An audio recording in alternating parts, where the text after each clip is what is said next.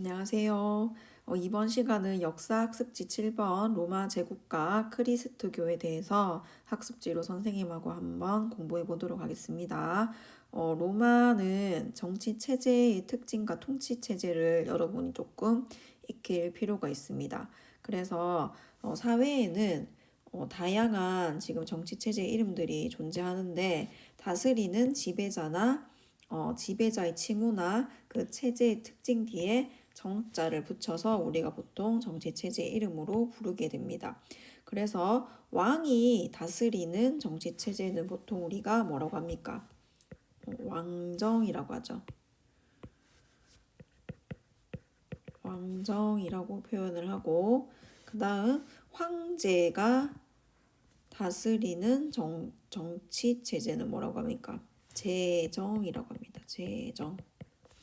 그 다음 왕이 없는 거예요. 왕이 없는데 사람들이 각자 사람들이 모여서 공동으로 함께 다스리는 정치 체제를 공화정이라고 합니다. 그 다음 공화정이긴 한데 법을 세워서 이 법에 의해서 하는 정치 체제, 왕이나 황제를 견제하거나 하는 정치 체제를 민주 공화정 이런 식으로 부릅니다. 그래서 우리 이제 로마에서는 어떤 식으로 이 공화정이 나오고 그다음 제정이 나오고 하는지를 한번 볼 겁니다. 그래서 기원전 8세기에 조그마한 도시국가로 출발을 하게 됩니다. 이 도시국가 개념은 저기 고대 국가부터 우리가 배웠었죠. 조그만 형태로 출발을 해서 왕정으로 시작을 해서 그 다음 공화정, 비연전 6세기 말 공화정으로 발전하게 된다. 이 공화정 안에는 여러 가지 운영하는 체제들이 있습니다. 그 중심 몇 가지만 선생님이 한번 소개를 해보면 이 정치는 이 원로원, 집정관, 호민관, 민회 같은 것들로 굴러간다라는 거죠. 정치가 운영이 된다라는 겁니다. 원로원은 전직, 현직, 정무관의 모임입니다. 그래서 몇십 명 정도가 되는 사람들로 모여서 이 사람들이 집정관에게 자문을 해주는 역할을 합니다. 그 다음 집정관은 중심이 돼서 통치를 하는 사람이었는데 행정과 군사를 담당하고 집정관은 한 명이 아니에요. 한 명이 하면은 왕과 다름이 없게 될 수도 있고 뭐 독재 같은 위험이 있기 때문에 두 명을 뽑습니다. 그리고 매년 선출을 하게 됩니다. 그 다음 민회라는 게 있습니다. 민회는 시민들, 로마 시민들이 모여서 국가의 중요한 일을 결정을 합니다. 그리고 이 민회에서 집정관과 호민관을 선출하게 되는데 이 호민관은 보호할 호자랑 민자는 백성 민자겠죠. 그래서 평민을 보호하는 관리의 직함을 가지고 있습니다. 그래서 평민의 이익과 권리를 옹호를 하게 되고 원로원이 결정한 사항에 대해서 그거는 잘못됐다라고 하는 거부권을 행사를 할 수 있습니다. 그래서 이 민회, 호민관, 원로원 이런 식으로 운영이 되는데 초기에는 이 원로원이 굉장히 강력한 힘을 가지고 있었습니다. 하지만 조그마한 로마로부터 출발을 했다고 했잖아요. 선생님이 여기 지도를 한번 같이 볼게요. 여기 지도를 보면 로마는 조그마한 도시 국가로 출발을 해서 이제 영토를 점점 확장을 해 나갑니다. 그래서 이탈리아 반도를 통일하는 과정에서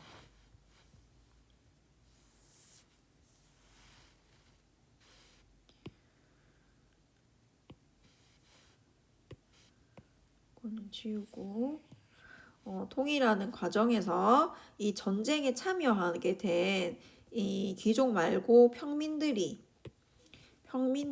참정권을 요구를 하게 됩니다. 그러면서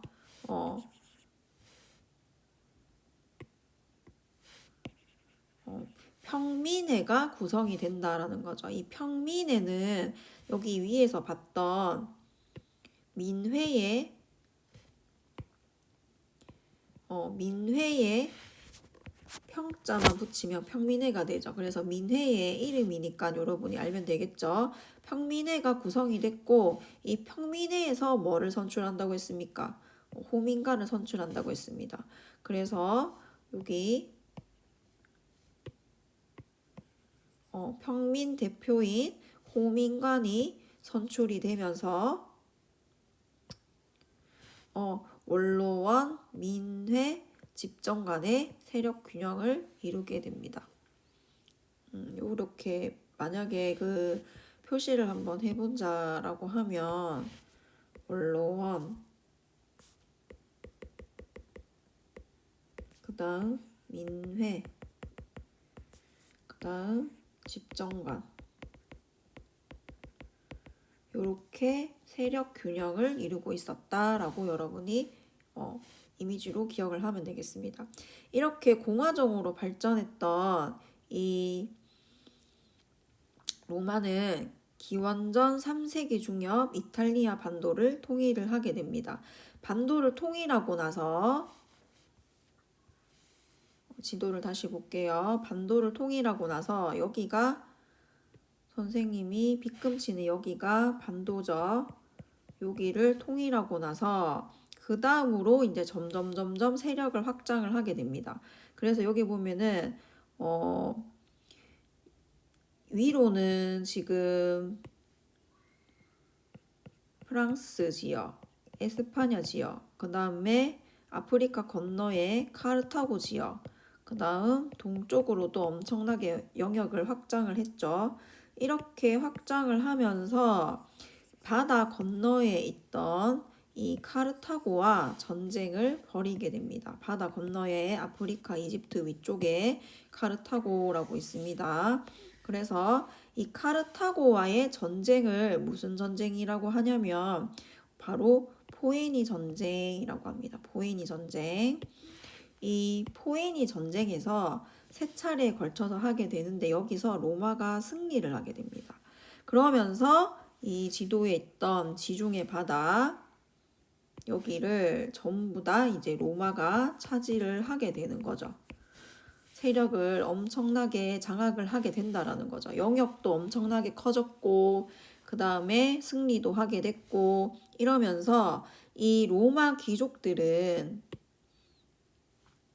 결과 라티푼디움이라고 불리는 대농장을 경영을 하게 되면서 돈을 어마어마하게 축적을 하게 됩니다. 그에 반해서 이 전쟁에 병사로 참여했던 평민들은 이 전쟁에 참여할 때만 해도 우리가 전쟁에서 이기면 뭔가 보상이 많을 거라고 생각했지만 참전에 대한 보상을 제대로 받지 못했습니다. 그 다음 전쟁에 참여하기 전에는 자기 땅에서 고향에서 농사를 짓던 사람들이 되게 많았을 거잖아요. 하지만 이 돌아오니까 땅도 굉장히 황폐해지고 그 다음 이 영역이 확장된 지역이 되게 곡창지대였어요. 여기가 여러분 곡창지대였거든요. 여기가 농사가 엄청 잘 되고 이런 데가 평원이었기 때문에 이런 데서 특히 카르타고 지역이 농사가 되게 잘 되는 지역이었거든요. 여기랑 이런 데서 값싼 농산물이 로마로 유입이 돼서 들어가게 됩니다. 그러면 그 지역에서 농사를 짓던 예전에 전쟁에 참여했던 병사들은 돌아왔을 때 자기가 농사를 지어도 이 수입되는 곡물에 비해서는 자기 농사의 가격이 메리트가 없는 거예요. 그래서 경쟁이 안 되는 겁니다. 그러면서 이 스스로 농사를 짓는 농민들이 몰락하게 됩니다. 스스로 농사를 짓는다라고 해서 자영농이죠. 그런데 이 자영농은 여러분 되게 중요한 게 뭐냐면 우리나라도 부국해지고 강해지려면은 중산층들이 세금을 잘 내야 됩니다. 국가에서 거두는 세금이 많아야 우리가 필요한 곳에 돈을 제때 쓸 수가 있는 거죠. 나라가 부유하게 되는데 이 로마도 세금 내는 사람들은 이 자영농들이 농사를 지어서 농사가 잘 돼야 세금을 잘 낼 수가 있습니다. 근데 이 자영농이 몰락을 하게 되면 나라에 내는 세금이 없게 됩니다. 그러면 로마는 이제 위기의 상황에 빠지게 된다는 거죠. 이런 상황을 로마의 자영농이 몰락하게 되는 상황을 막기 위해서 개혁을 실시하는 형제가 등장하게 됩니다. 그게 바로 그라쿠스 형제입니다. 두 명이기 때문에 그라쿠스 형제라고 부르는 거고 이름은 티베리우스 그라쿠스 이렇게 불리는 사람들이 있습니다. 근데 이 그라쿠스 형제는 목적은 그럼 뭐겠어요? 개혁을 실시한 목적은 자영농의 몰락을 막기 위해서 개혁을 실시를 하게 되고 두 가지 방안으로 실시를 하게 되는데 대토지 경영을 제한하는 그러니까 귀족들이 너무 많은 토지를 소유를 못하게 제한을 하는 거예요. 만약에 뭐 10,000평을 가졌으면 20,000평, 30,000평 더 많이 못 가지게 하는 거죠.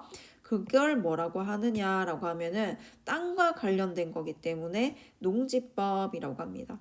그 다음 들어오는 값싼 곡물을 제공을 해주는 거야. 그래서 자영농들이 굶어 죽지 않게 싼 값에 제공을 해주는데 이거를 이제 받아서 조금 빈민들이 먹고 살 수 있게끔 해주는 거죠. 이거는 곡물과 관련된 거기 때문에 곡물법이라고 봅니다. 그래서 그라쿠스 형제의 개혁의 내용을 여러분이 잘 알아야 됩니다. 목적은 자영농의 몰락을 막기 위해서 개혁을 시도했고 그 내용은 대토지 경영을 제한하는 농지법, 싼 값으로 곡물을 제공하는 곡목법을 제정했는데 이런 개혁을 시도합니다. 하지만 여러분 보세요. 이 귀족들은 대토지 경영을 한다는 것 자체가 여기에 농사를 굉장히 많이 짓겠죠. 농사를 많이 지어서 그걸 비싼 값에 팔아야 되는 사람들이 이 귀족들이에요. 한데 토지 제한을 하게 되고 그 다음 내가 파는 곡물보다 싼 값으로 곡물을 제공하게 되면 이 귀족들은 당연히 싫을 수밖에 없겠죠. 그래서 이 그라쿠스 형제가 개혁하려고 하는 농지법과 곡물법을 굉장히 반대를 하게 됩니다. 그래서 이 귀족들이 장악한 원로원에서 반대를 하게 되니까 개혁이 실패를 하게 됩니다. 개혁이 실패했다라는 거는 자영농들이 몰락을 점점 심하게 하고 있었다라는 얘기고 세금을 제대로 낼 수 없게 되는 상황이 이어지게 된다라는 거죠. 그러면서 이 로마 공화정이 점점 쇠퇴하게 됩니다. 귀족들이 반대를 하게 되니까 반대편에 있던 평민파들과 갈등을 겪게 됩니다. 그런 갈등이 계속되는 와중에 이제는 군인 정치가들이 등장해서 정치에 개입을 하게 되고 자기들끼리 싸우게 됩니다. 그런 내전이 발생하던 와중에 굉장히 이 세 명의 군인 우두머리 중에 뛰어난 사람이 등장하게 되는데 그 사람이 바로 카이사르입니다. 카이사르도 여러분이 한번은 들어봤을 거예요. 이 카이사르는 기원전 1세기 중엽에 강력한 군사력을 바탕으로 권력을 잡아서 독재 정치를 실시하게 됩니다. 근데 이 여러분 로마는 왕정에서 공화정으로 넘어갔잖아요. 귀족정 공화정으로 넘어갔잖아요. 공화정은 한 사람이 통치하는 거를 굉장히 두려워합니다. 그래서 독재를 반대하는 사람들이 되게 많습니다. 이 독재를 반대하는 공화정파에 의해서 이 카이사르가 암살하게 됩니다. 암살이 하게 되니까 카이사르가 죽고 없어지니까 다시 내전, 이 군인 정치사들 사이에서 내전이 발생하게 되는데 이때 또 뛰어난 사람이 등장하는데 그 사람이 옥타비아누스라고 하는 사람입니다. 이 사람이 등장하게 되면서 이제 로마는 한 사람이 권력을 잡게 되는 그런 시기가 오게 됩니다. 이 옥타비아누스까지가 무슨 시대냐? 공화정 시대다라고 여러분이 이해를 하면 되겠습니다. 오늘은 첫 번째 강의로 여기까지 하고 두 번째 강의는 이어서 선생님이 하도록 하겠습니다.